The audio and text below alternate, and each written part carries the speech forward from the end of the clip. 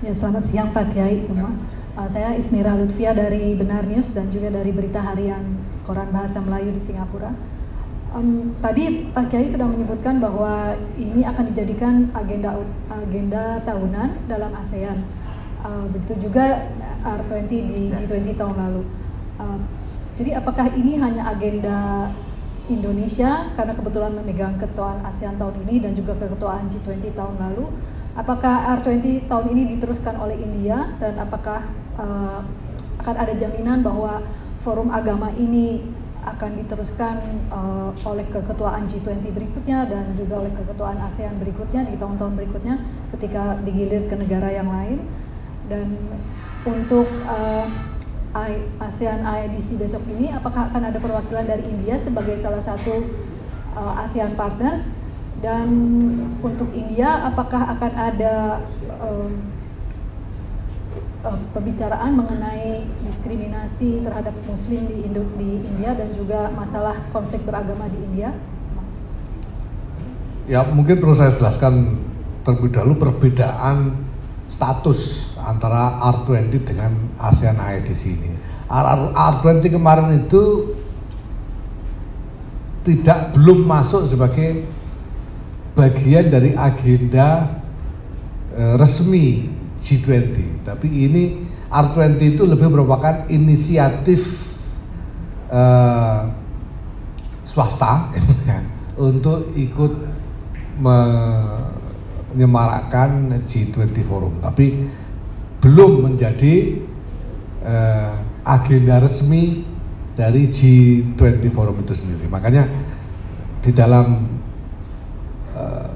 kesimpulan G20 forum dalam final statementnya itu memang belum disebut sama sekali R20 karena belum menjadi bagian dari G20. Waktu itu memang agak telat kita masuknya.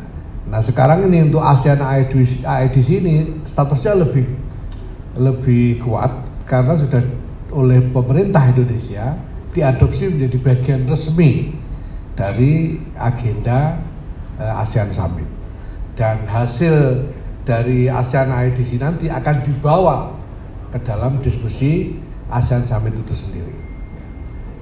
Kalau R20 kemarin belum. Nah karena itu untuk R20 memang belum ada komitmen politik dengan pemerintah, ya, bahkan dengan pemerintah Indonesia untuk mendorong R20 ini menjadi kegiatan tahunan yang rutin. Sehingga kami NU harus bicara sendiri langsung, buka komunikasi dengan pemerintah anggota G20 termasuk dengan India yang hasilnya nanti akan saya ceritakan. Nah untuk ASEAN ini Kemenlu sendiri akan membawanya dan mengusulkan di dalam ASEAN Summit supaya forum dialog antara agama ini dijadikan agenda rutin di dalam ASEAN Summit dari waktu ke waktu.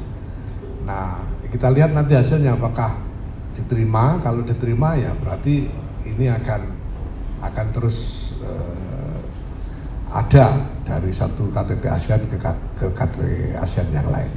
Nah, untuk R20 kami sudah berkomunikasi dengan pemerintah India dan alhamdulillah pemerintah India belum bersedia untuk memberi ruang penyelenggaraan R20 dalam G20 India tahun ini. Tetapi para pemimpin agama di India sangat antusias dan mereka insisting untuk membuat satu forum terkait dengan R20 ini. Sehingga nanti di India, insya Allah bulan November, akan ada forum yang dituan rumahi bukan oleh pemerintah dan tidak terkait dengan pemerintah India, tetapi diinisiasi oleh organisasi-organisasi keagamaan di India, termasuk organisasi-organisasi Hindu terutama, bahkan terutama dari organisasi-organisasi Hindu untuk menyelenggarakan forum agama-agama yang dikaitkan dengan R20.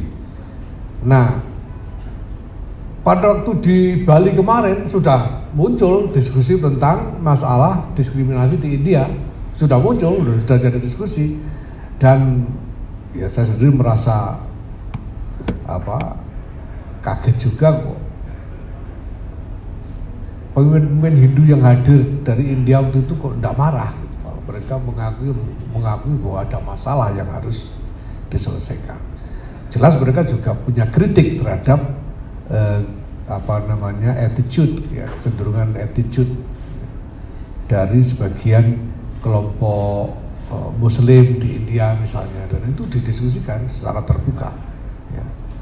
Nah, di dalam ASEAN IDC ini